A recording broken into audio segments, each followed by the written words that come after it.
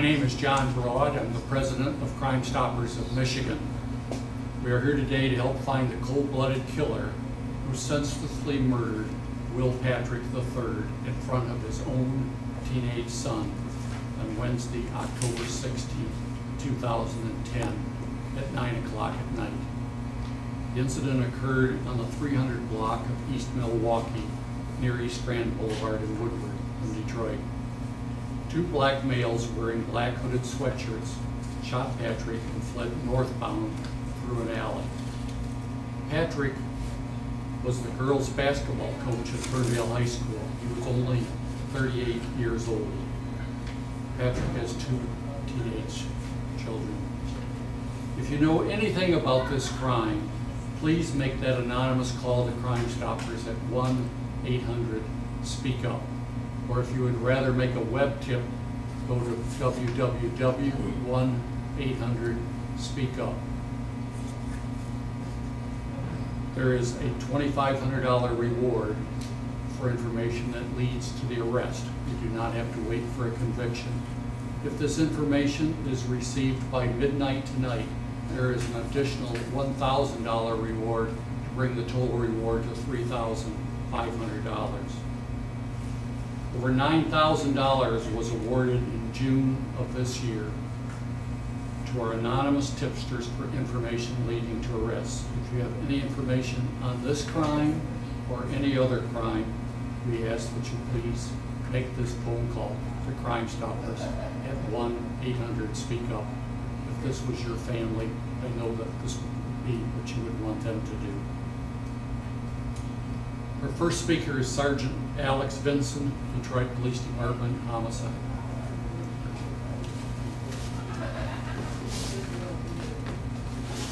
All right, hello, I'm Sergeant Vinson, Detroit Police Homicide. As mentioned earlier, Will Patrick was brutally gunned down in front of his son on Wednesday, October 6, 2010. He was a high school basketball coach in Ferndale for the girls' basketball team, as well as a recent graduate of cosmetology school, who later on went back to become a certified instructor at the cosmetology school. He's a family man, good man. This was senseless. This is his case file. It's very thin. His case file is very thin. It shouldn't be this thin. I'm quite sure the streets talk, and someone out there knows what's going on. We respectfully ask on behalf of the family and the friends to give us a call. What you think we may know, we may not know. And what you think may not be of importance to you can be of a great deal of opening this case up a bit wider and getting it solved, bringing closure to the family. Right now, I'd like to turn it over to his mother, Ms. Ivy Patrick. Could you say and spell your name, please? My name is Alex Vinson, A-L-E-X, last name spelled Vinson, V-I-N-S-O-N. Sorry.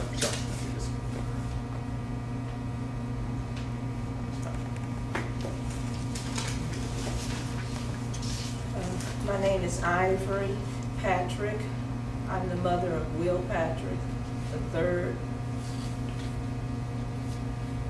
Right now, my heart is really painful right now. It's been painful for so many months. I hope that someone will see this, and please, if you know anything, please come forward. Our family are deeply hurt. Sometimes my heart just pounds and pounds for my son. Will was a wonderful person, and I miss him so much. I love him so much. So I wish someone would come help us to find out who did this violent, very violent act. So please help us out. Thank you.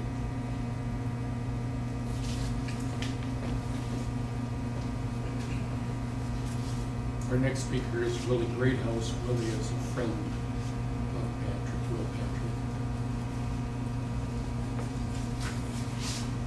On behalf of Ms. Patrick, I'd like to honor her and Coach Patrick. I'd like to just speak out on behalf of my best friend, confidant, and we went to PNA Scholars Beauty School together. And I just want to say this morning that this crime is very senseless, and that we need to stop the black on black crime, and we need to stop lifting our hands to the hazard of another man's life, because that this is the result of it. You have a grieving mother as well as a grieving family and children. So I hope that this person will be brought to justice.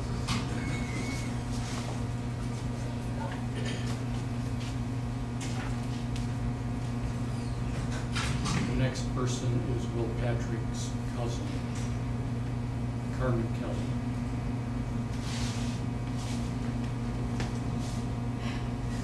I'm Carmen Kelly. I'm the cousin of Will Patrick, and whoever did this, you have no idea the damage that you've done. He left behind 2 children. He left behind a mother. Whoever did it, just come forward. Just come forward.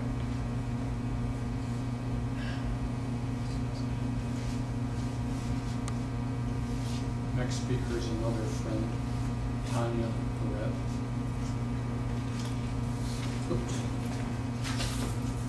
Hi, my name is Tanya Lovett. I've had the pleasure of being friends with Will and his family for almost 6 years now. He wasn't just a man, he was a great father to 2 children whom he was gunned down in front of 1. I would pray that God would have mercy on your soul and give you the peace and understanding to know what you have done to this family, his brothers, his sister-in-law, and everyone. They are extremely damaged by this crime in the community as well. So once again, I would ask that you would please come forward and do what's right.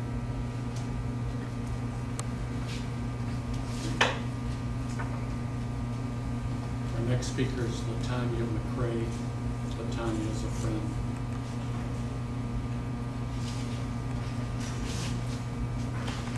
Hi, my name is Latanya McCray, and once again, for those who committed this crime to my friend, Coach, I was on the phone with him, and that terrible scream, you don't know what you have done to his kids, his mom, myself, tormented, knowing that you're still out there. If anyone knows anything, or anyone has seen anything, please come forward. Call the tip line. We need your help. I just want to say, I'm sorry. I'm sorry. It was senseless. And she was on the telephone with my son at the moment that he was shot. What did you think when you heard that? I thought, once I heard him scream, I thought the phone dropped. And I thought it was playing. And I was like, Coach, stop playing, pick up the phone. But he never did. And once we went to school the next day, because we all are instructors at Kidney Scholars, he wasn't there for his class. We still didn't know anything would happen. I thought it was just a game he was playing. And find out later, someone had took his life for no reason. Please, someone bring some information. Thank you.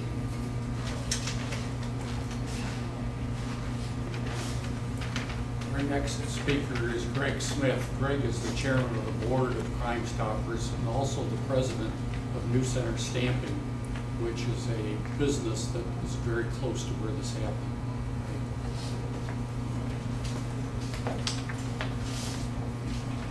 Thank you, John. I'm here to represent the board of directors of New Center, Crime Stoppers, a nonprofit organization where most of us volunteer our time to help crime stoppers, help families like this one. So I certainly would like to appeal to anyone who would like to help Crime Stoppers, not only in this case, but the mission of trying to make Detroit a safer environment and send a message to the potential criminals that you can't get away with these kind of things. As John mentioned, I've got a business right in the neighborhood. Obviously, this concerns everyone. We want to make sure that not only the local residents, but the employees who work in that area can feel safe in Detroit. Thank you.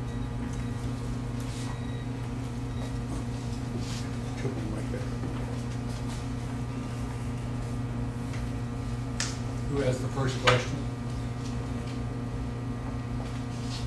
Was there any outward reason? Was this a robbery?